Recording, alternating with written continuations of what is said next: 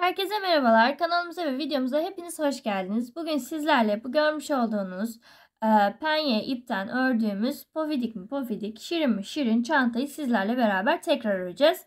Çantamız için gerekli malzemelerimiz 250-300 gram kadar bir penye ip, ipimize uygun olarak kalınlıkta bir tığ ve ilmek belirleyiciler arkadaşlar.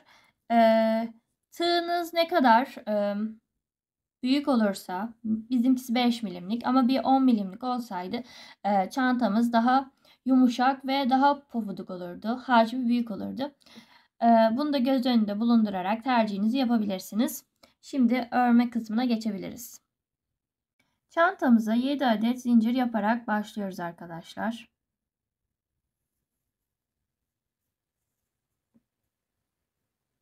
Zincirlerimiz çok sıkı olmaması gerekiyor. Çok da gevşek olmayacak tabii.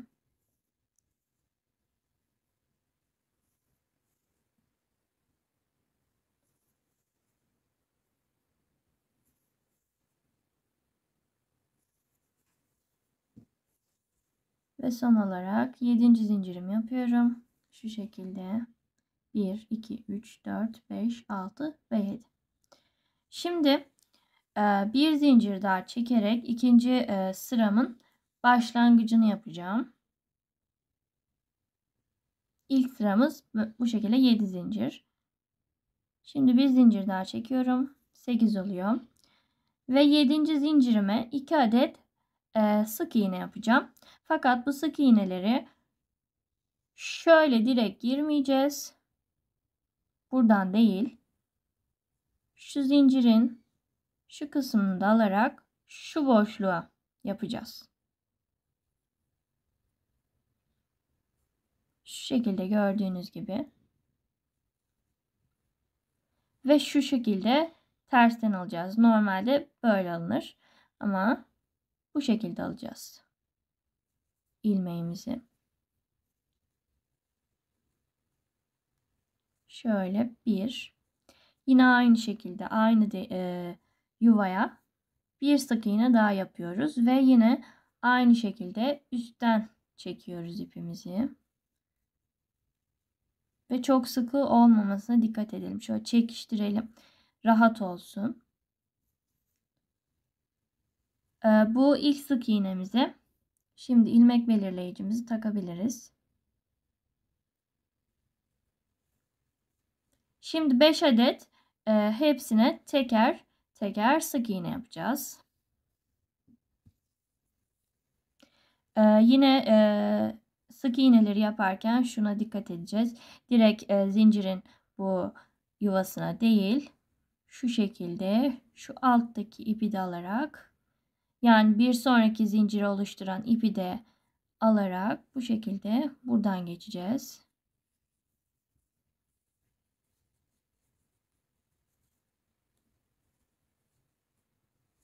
Şöyle bir. Bakın dikkatlice. Buradan değil. Şu ipi de alarak şu kısımdan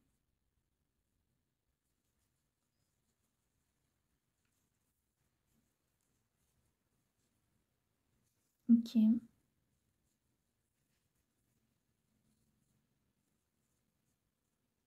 Buradan değil. Şuradan.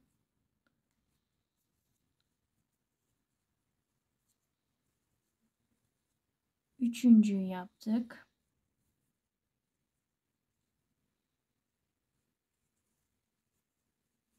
Penye ip olduğu için tabi biraz örmesi zor oluyor.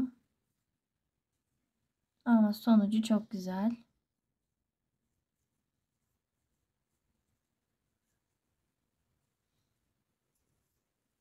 Dördüncüyü yaptık.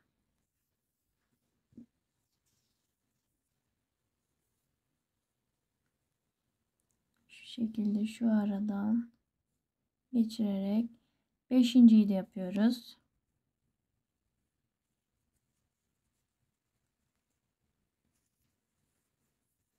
Evet arkadaşlar, 5 tane tek sık iğne yaptıktan sonra burada kalan son yuvamıza ise 3 adet sık iğne yapıyoruz ve yine unutmuyoruz.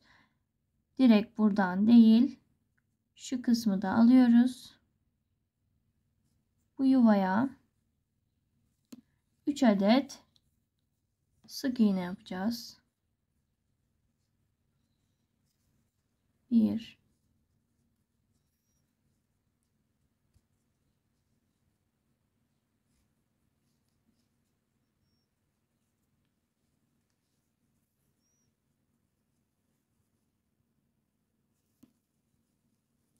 şu şekilde rahat olmalı. O yüzden çekiştiriyorum. 2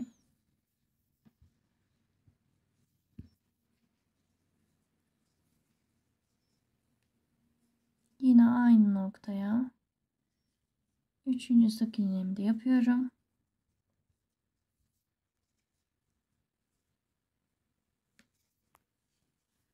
Bu şekilde burayı bitirmiş oluyoruz. İkinci sıramızın yarısı tamam. Şimdi arkadaşlar bir sonraki yuvam şurası gördüğünüz gibi. Burayla beraber toplam 6 adet sık iğne yapacağız. Bu sefer dümdüz hiç şey yok. Hani bu noktadan değil şu noktadan diyebileceğimiz bir durum söz konusu değil. Direkt yuvalarımız zaten belli. Bu şekilde. Ve tabii direkt böyle değil. Bu şekilde almaya dikkat ediyoruz.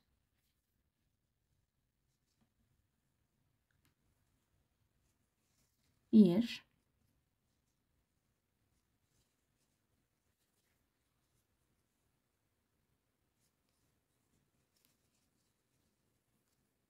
2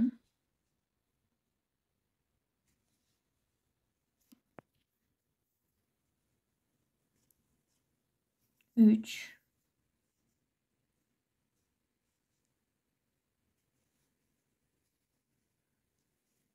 4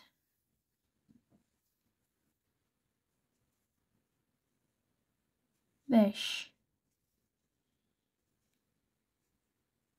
ve sıra geldi 6.'ya. Biliyorsunuz ki başta 2 adet sık iğne yapmıştık ilk yuvamıza. Burası o yuva. Buraya bir tane yaptığımız zaman 3 adet sık iğne elde etmiş olacağız.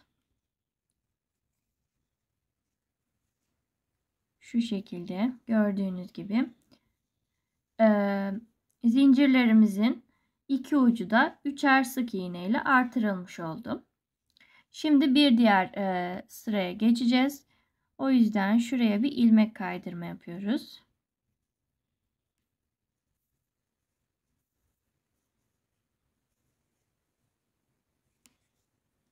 Şu şekilde bir ilmek kaydırıyorum. Sık olmasına dikkat ediyorum ilmek kaydırırken. Ama dediğim gibi pen ip beni çok zorlayan bir ip. Şu şekilde ilk yuvama ilmeğimi kaydırıyorum. Şöyle çekiştiriyorum. Evet. Şimdi arkadaşlar bir adet zincir çekiyoruz.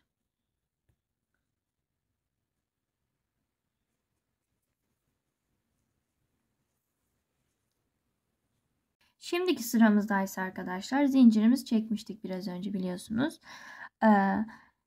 Yine ilmek kaydırdığım ilk ilmeğime, sık iğneme artırma yaparak başlıyorum.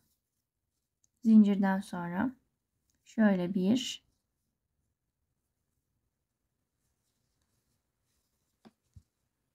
ve 2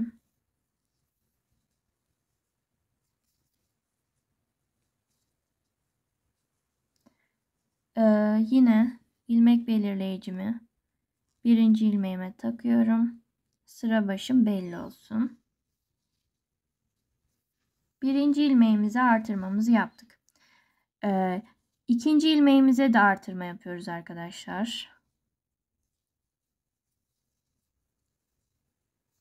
Şu şekilde bir ve yine aynı noktaya ikinci sık iğnemi de yaparak ikinci artırmamı da yapmış oluyorum. Şimdi 5 adet düz artırma yapmadan sık iğnelerimi örüyorum.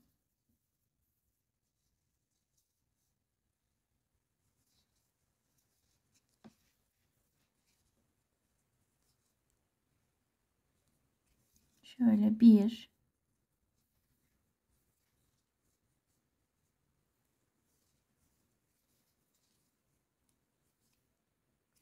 2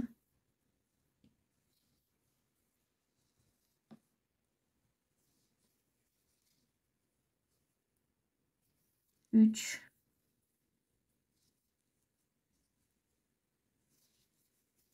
dördüncüyü de yapıyorum.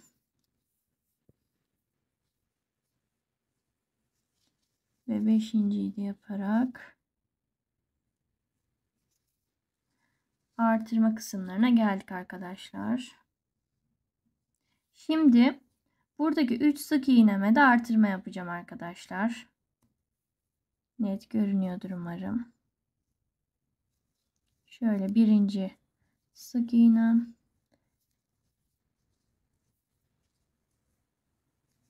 Ve ikinci sık iğnemle birinci artırmamızı yaptık.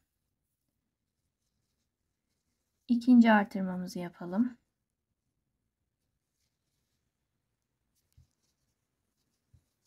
Şöyle bir aynı noktaya ikinciyi yaparak ikinci artırmamız da tamam. Ve üçüncü artırmamızdayız arkadaşlar.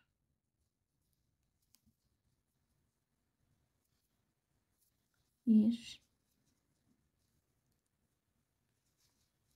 ve iki. Üçüncü artırmamızı da yaptıktan sonra yine tekrar 5 adet tekli sık iğnelerimizi yapıyoruz.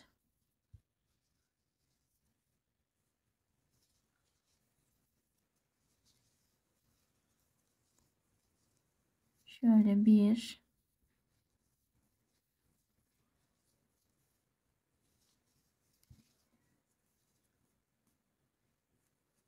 2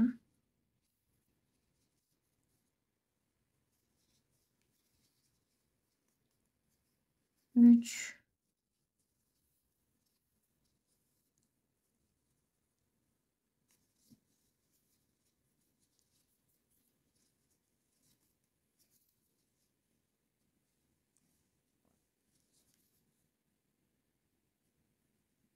4 yaptık. Ve beşinciyi yapıyoruz.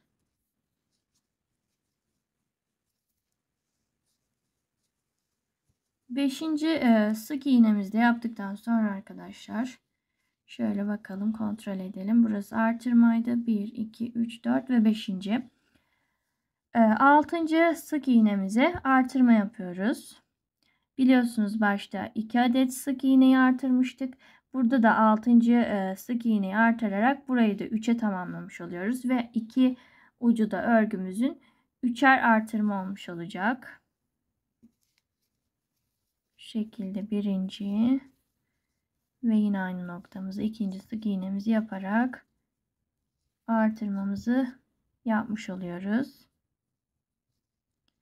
Şimdi arkadaşlar şurada bir ilmek kaydırma ve zincirimiz var gördüğünüz gibi.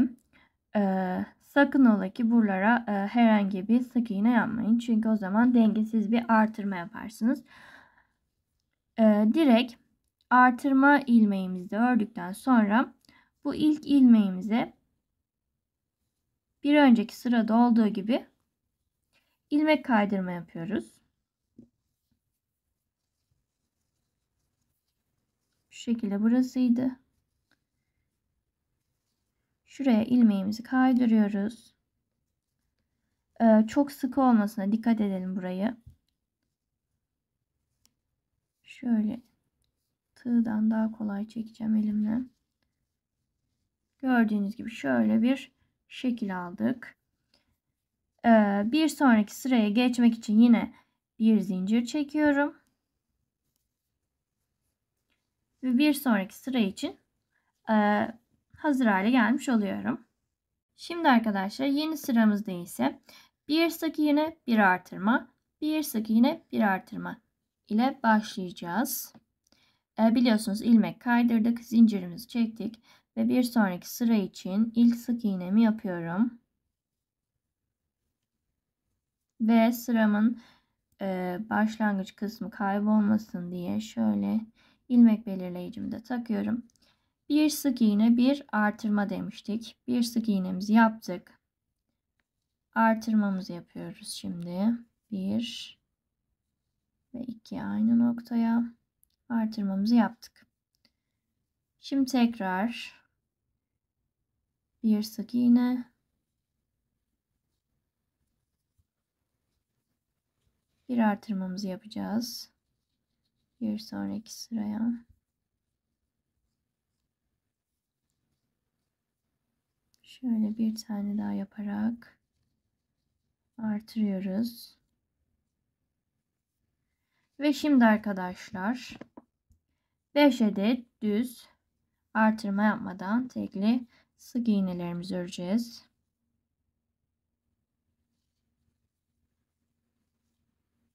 Bir,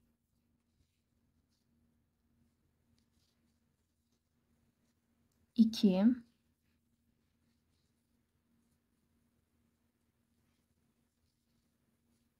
üç,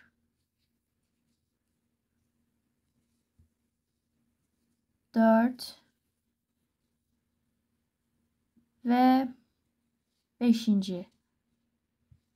sık iğnemi de yaptıktan sonra bir sık iğne, bir artırma, bir sık iğne, bir artırma, bir sık iğne, bir artırma şeklinde 3 kere bu adımı tekrarlayacağız. Şimdi bir sık iğne,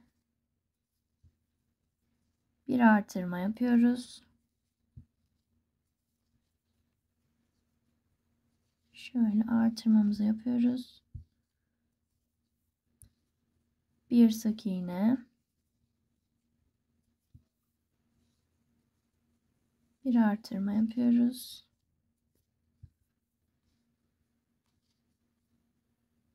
Şöyle artırıyorum. Tekrar ve son kez bir sık iğne, bir artırma yapıyorum. Şöyle bir sık iğne ve bir artırma.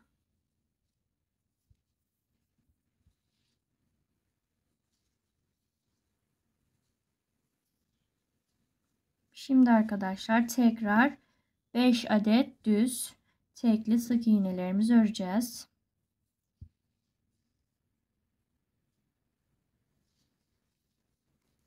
Şöyle 1,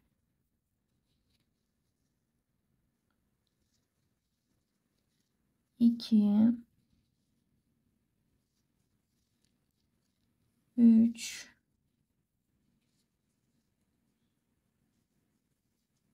4 ve 5.'yi yaptım. Şimdi biliyorsunuz başta bir sık iğne, bir artırmayı 2 kez tekrarlamıştık. Şimdi bu kalan 2 adet ilmeğimizde bir sık iğne, bir artırma şeklinde yaparak bu 2 adet artırma tekrarımızı 3'e çıkarmış olacağız. Yani başıyla sonunu eşitlemiş olacağız örgümüzün. 5 adet düz sık iğneden sonra bir adet bir sık iğne, bir artırma yapıyoruz şimdi. Bir sık iğne ve buraya bir artırma.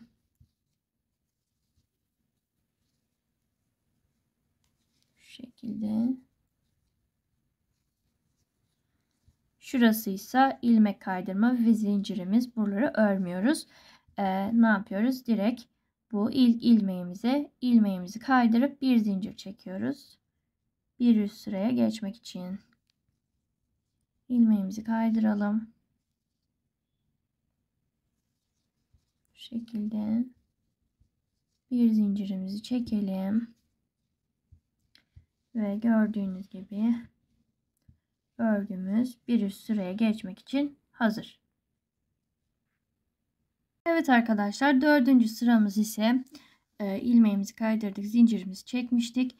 Bir artırma, 2 sık iğne, bir artırma, 2 sık iğne şeklinde devam edecek. Şimdi ilk sık iğnemi yapayım. Şöyle takalım. İlmek belirleyicimizi artırmayla başlayacağımız için yine aynı noktaya bir sık iğne daha yapıyoruz.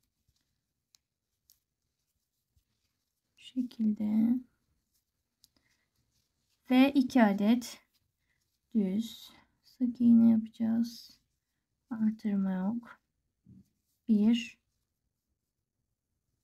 ve 2. Şimdi bir artırma.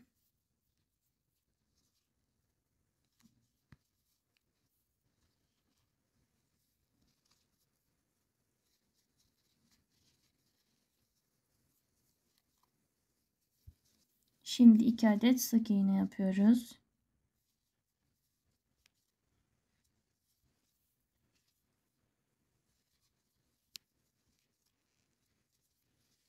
Evet arkadaşlar, artırma kısmımız bitti. Şimdi 5 adet yine düz artırma eksiltme yapmadan sık iğnelerimizi öreceğiz. 5 adet.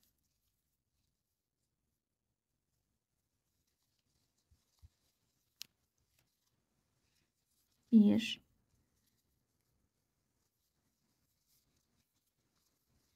2,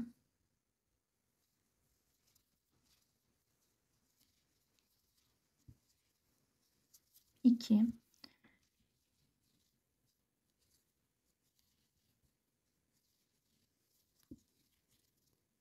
şöyle 3, 4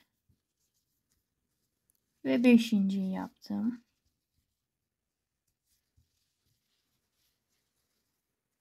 Şimdi ise arkadaşlar 3 kere bir artırma 2 sık iğne işlemini tekrarlayacağız.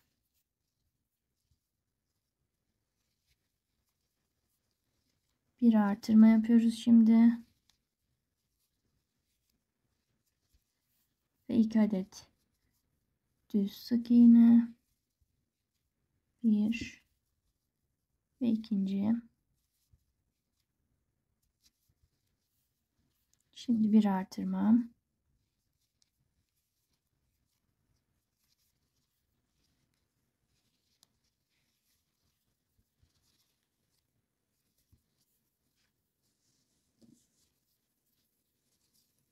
Artırmadan sonra 2 adet sık iğne. Birinci yaptık ve ikinci ve bir kez daha bir artırma.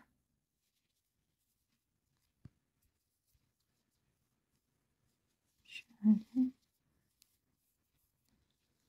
artırmamızı yapıyoruz ve 2 adet düz sık iğnemizi öreceğiz.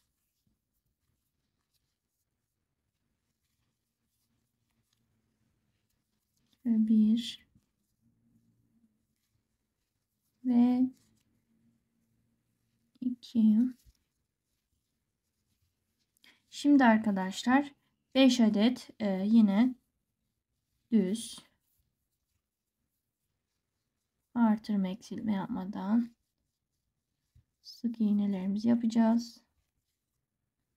1 2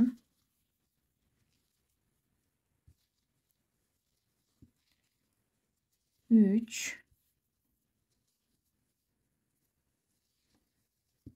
4 ve 5.'yi yapıyorum. Sona kaldı 3 adet ilmeğim. Bu 3 ilmeğimde birini artırma, ikisini düz öreceğim. Şöyle bir artırma.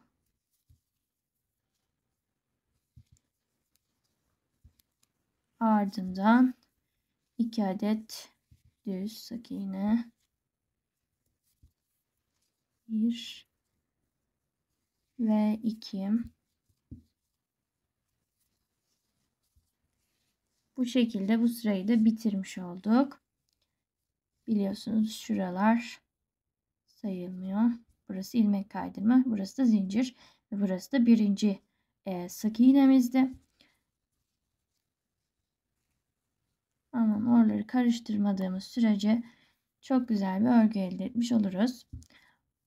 Sıramız bittiğine göre ilk ilmeğimizi kaydırıyoruz. Ve bir zincir çekerek bir üst sıraya geçmek için hazır olmuş oluyoruz. Artık çantamızın taban kısmı neredeyse bitti. Şöyle kıvrılmaya başladı gördüğünüz gibi.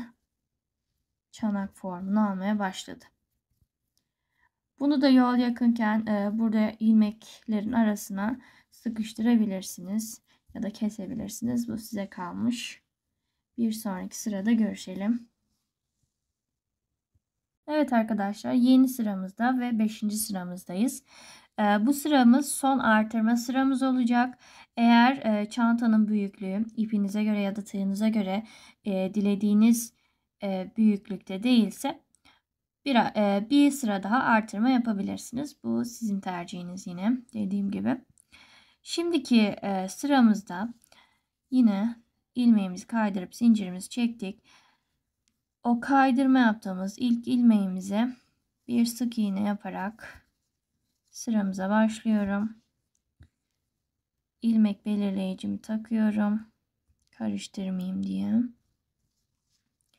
Şimdi arkadaşlar 2 sık iğne daha yapacağım. Şöyle 1 ve 2. 3 sık iğne oldu. Şimdi bir artırma. 3 sık iğne ve bir artırma. Şöyle bir artırmayı da yaptıktan sonra tekrar 3 sık iğne bir artırma yapıyorum. 1 2 ve 3. sık iğnemi yapıp bir artırma yapıyorum.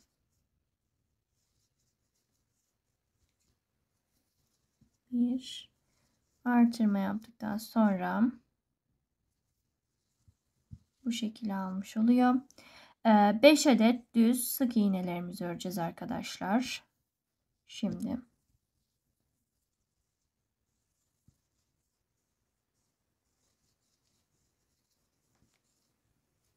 bir, iki,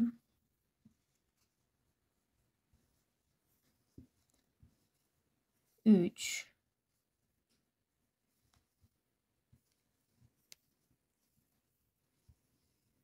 dört ve 5. Teyit edelim. 1 2 3 sık iğne, bir artırma, 1 2 3 sık iğne, bir artırma ve 1 2 3 4 ve 5 düz sık iğne. Şimdi arkadaşlar 3 adet 3 sık iğne, bir artırma, 3 sık iğne, bir artırma, 3 sık iğne, bir artırma yapacağız.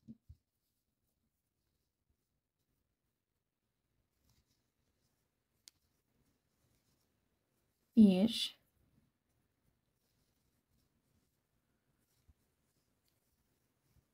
2 ve 3. Sık iğnenin birinci etabını yaptık. Bir artırmayla o etabı tamamlayalım.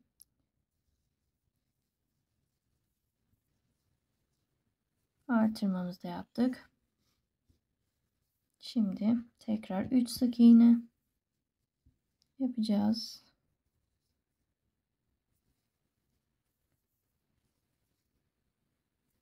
1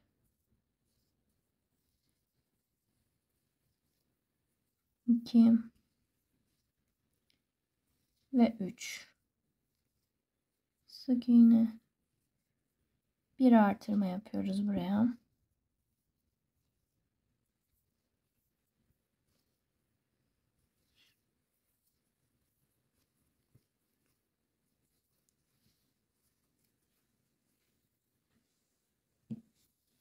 Şimdi tekrar 3 sık iğne, bir artırma olacak. 1 2 3 sık iğne,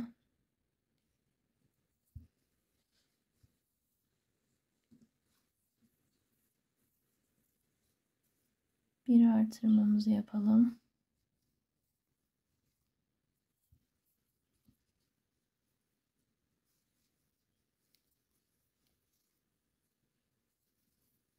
Evet.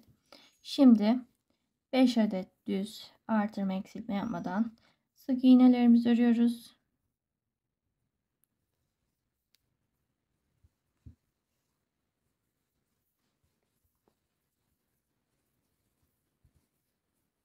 Bir, iki,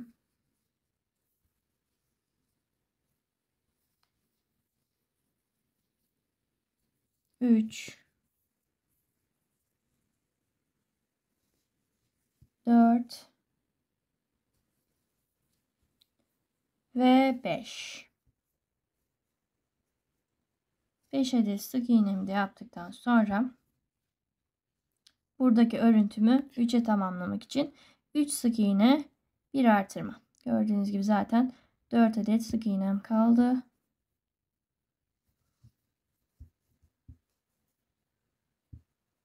Bir, iki ve 3. 3 sık iğnemi de yaptım. Artırma kısmını yapıyoruz.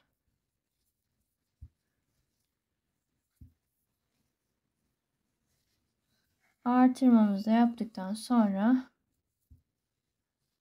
bir üst sıraya geçmek için hazırız. Ne yapıyorduk? İlmek kaydırıp zincirimizi çekiyoruz. Şurası gördüğünüz gibi ilk ilmek. Buraya bu ilmeği kaydırıyorum ve bir zincir çekiyorum. Bir üst sıraya geçmek için hazırız arkadaşlar. Evet arkadaşlar, yeni sıraya geçmeden önce şöyle göstermek istiyorum ki çantamızın taban kısmı bu şekilde oldu. Şöyle dediğim gibi bu kısmı örmeye devam etmeden önce saklayabilirsiniz ilmekler arasına. Bu şekilde diğer örülen çantamızın da altını gösterecek olursak bu şekilde olacak. Şöyle çok hoş bir model. Evet arkadaşlar, şimdiki sıramızda ne yapmıştık? İlmeğimizi kaydırıp bir zincir yapmıştık, değil mi? Bütün artırma sıralarımız bitti arkadaşlar. Toplamda öreceğimiz 40 adet ilmeğimiz var. 40 adet sık iğnemiz var. Ve şu an 6. sıradayız. Ben şöyle ilk ilmeğimi atayım. Karışıklık olmasın, kafam karışmasın. Nerede kaldığıma dair. Şöyle ilmek belirleyicimi de takayım. Bu sırada dahil arkadaşlar. 11. sırada dahil 6, 7, 8, 9, 10 ve 11. sıraları, yani 6 sıra boyunca düz öreceğiz arkadaşlar sık iğnelerimizi. Toplam sayımız 40 sık iğne. Yine bu bitişlerde ilmek kaydırma ve zincirle bir üst sıraya geçiyoruz. Bunu unutmayalım. Ben o sıraları ördükten sonra tekrar sizlerle buluşalım.